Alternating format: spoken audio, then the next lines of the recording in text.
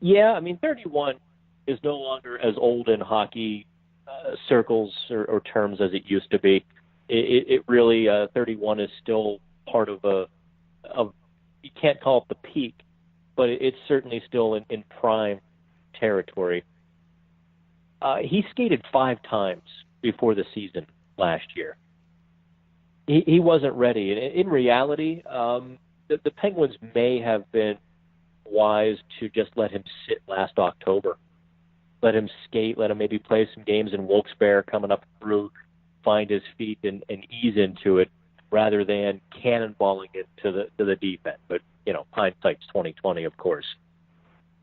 There's one of your drama points, by the way. If Letang scuffles again this year, that could get very interesting. Yeah. Yeah. He's their number one defenseman, and if he is not back at the level where he was, that it's almost like everything else falls apart. Either I don't know about that. I think Schultz and Alexiak could eat big minutes, and so can Mata and Johnson. The Penguins have that depth would mitigate if Letang struggles. But what it obviously would do was you start asking questions, uncomfortable questions about Letang and about his future in Pittsburgh. That's, if he were to struggle this year, that's when those questions really start. Yeah. Yeah, that's a huge question mark. So I also find it interesting that you basically say that the window is now, that this might be their last best chance at a cup for a while because of Brassard's contract and Cullen probably retiring. Yeah, what makes them so great this year is Derek Brassard, Matt Cullen, and there's no way in the world the Penguins will be able to re-sign Derek Brassard. No. But I think after watching him in preseason, I have changed my mind. I was under the opinion, let's call it a month ago, that perhaps the Penguins should look to trade Derek Brassard, recoup an asset, get a good third-line center who is happy with third-line minutes, and maybe set themselves up for a few more years. And there's still value to that opinion, I think. But having watched how good Brassard was in preseason, he was striking. And so, yeah, it really is this year. You don't know what they're going to get next year. You don't know what the market is going to be, who's available, at what cost. Next year is a bit of an unknown. They're back to not being as deep, at least before they hit free agency and go through that off season, which is an unknown. But right now, what is known is they're great, and they're going to lose some players before next season. So yeah, it really is. The window is now. I don't know that Teddy Bluger is going to jump into the NHL and be more than a fourth-line center, and there's really not enough kids to count on down at the AHL level where you can say, okay, next year begins a whole new second wave. It really could be this year or bust. Yeah. Yeah. I kind of equate Brassard to when the Penguins got Ronnie Francis. On any other team, Ronnie Francis would have been a number one center, but on that team, he was just the number two guy, and just filled such a great role as that second line center. Yeah, Brassard would be, he's an average number one center. His metrics in Ottawa were really good, but his point total, in part because it was, Ottawa, but even in New York, he was a 60-point center, and that's a great second-line center, average first-line center. As a third-line center, that talent, good Lord. I think he is the best third-line center in the NHL. Only Nazem Kadri, or whoever plays center up in Toronto, be it Patrick Marleau, Nazem Kadri, can rival Derek Brassard, and that gives the Penguins such a huge advantage that for 50 minutes a night, even 55 minutes some games, they're going to have the best center on the ice, and that can't be understated. That's been their model for years now. Have those strong centers, so it's continuing. It's a defensive matchup nightmare. You put your best people against Crosby's line, then you have to worry about Malkin's line. Now you're gonna have to worry about Brassard's line. So it could be really interesting. Yeah, the one thing that might hold back Brassard's statistical point totals is playing with Brian Rust and Dominic Simone. We don't know what Simone is going to be. Is he a 15-goal, 20, 25 assist guy? Is he one of those 40-point guys? Or is he one of those guys that is electric, gets chances, but doesn't convert? There's a few of those guys kind of around the league. Well, we're going to find out. I don't know that 33 games is enough to write off a rookie. He can't score. I know a lot of Penguins fans grab the shovel and start, pitching the dirt on Simone, but he's only played, he hasn't even played 40 NHL games yet. Let's talk again in January or February and see where he's at before we do any of that. Yeah, it's easy to forget he was just a rookie.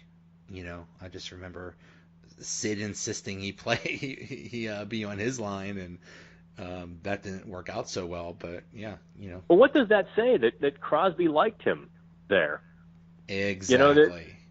There is a bit of Pascal Dupuis in Dominic Simone's game, in so much that he's hard on the puck. He's aggressive chasing it. He's a little bit of a dirt dog on the wall. Just kind of a bit of a rugger. Just gets in there, uses that low center of gravity, and comes out there with the puck, and it makes a guy like Crosby's job so much easier. Exactly.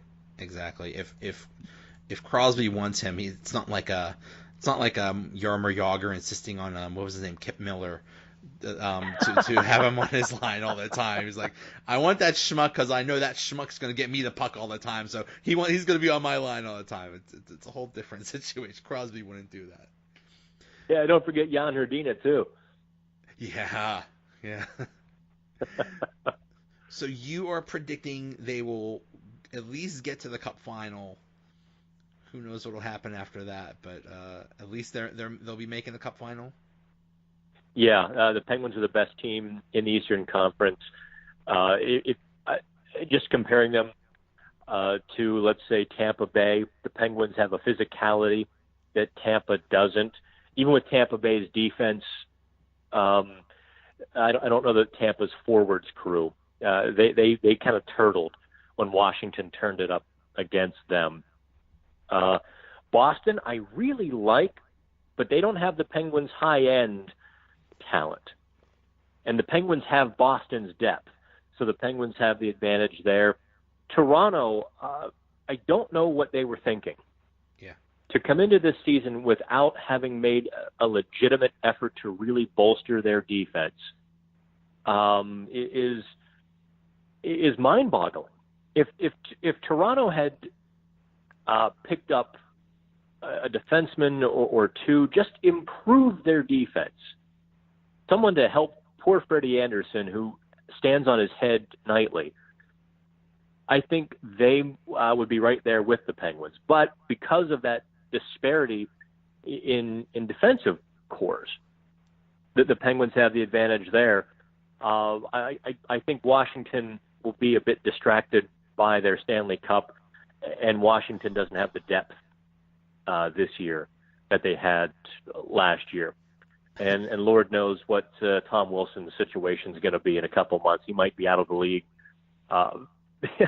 One more hit, and he's probably gone for the season. So could be. Yeah. I don't know that Washington is necessarily a good candidate to have another big run, especially because they have to get through the Penguins. Yeah, I think Ovechkin is still partying. I think his head is still buried in a Stanley Cup full of champagne. Yeah, I mean, I was actually happy for them. I mean, obviously you want the Penguins to win, but I was happy. They enjoyed it so much, and that's great. But that team has championship hangover written all over it. So yeah, I wouldn't Quite expect too literally, much. yes. Literally. Literally, like they might not make make it to the rink. They're still hungover. Red, if you hit me one more time, I'm gonna piss myself. Yes. So Pittsburgh hockey now. What's going on there? I saw you had a chat on YouTube today. Oh man, we are doing way too much stuff. Just Tuesday alone, we had 6 brand new stories put up. We've actually got this live YouTube channel. We're doing a lot of shows. We're posting a lot of locker room interviews on the YouTube channel, which we call Pittsburgh Sports Live, not Pittsburgh Sports Now. Like a lot of the Phil Kessel interviews that we get and those sorts of things go on the YouTube page. But with Pittsburgh Hockey Now, man, we between Shelley Anderson and I, we are actually, get this, we're now the second most experienced team in Pittsburgh. Only with the Athletic, with Seth Rohrbaugh and Josh Yohe. We're now the second most experienced team, and we're just covering it as hard as we can, and as much as the Penguins will let us.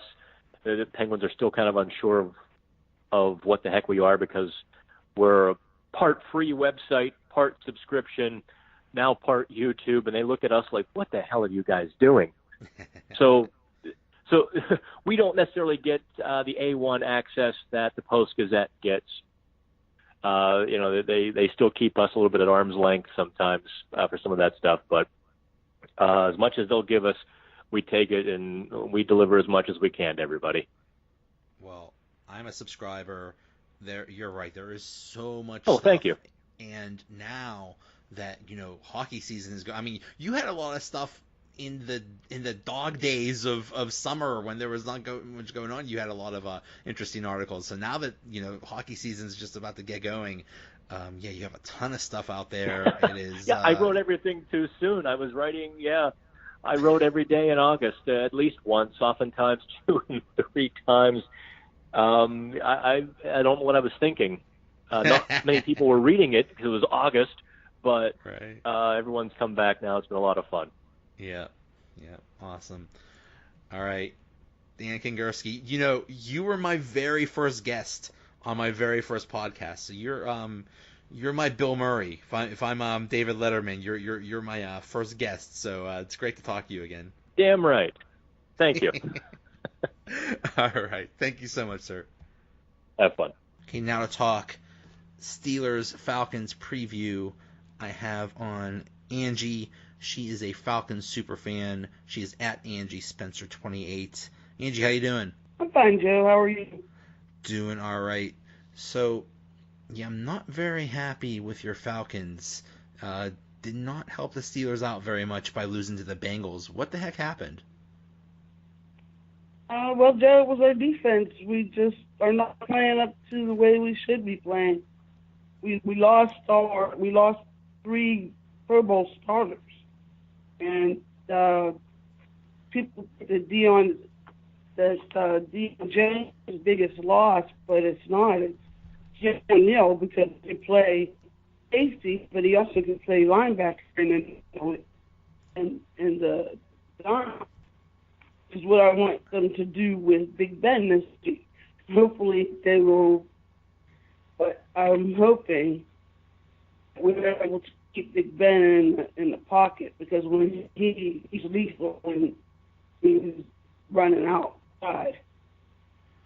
Yeah, that's. It looks like both teams have the same problem, because the Steelers' defense has been terrible also. Yeah, and at least you have an excuse that your best players are injured, but I'm not sure what's going on with the Steelers. But at least the offense is doing all right. How Matty Ryan did not have the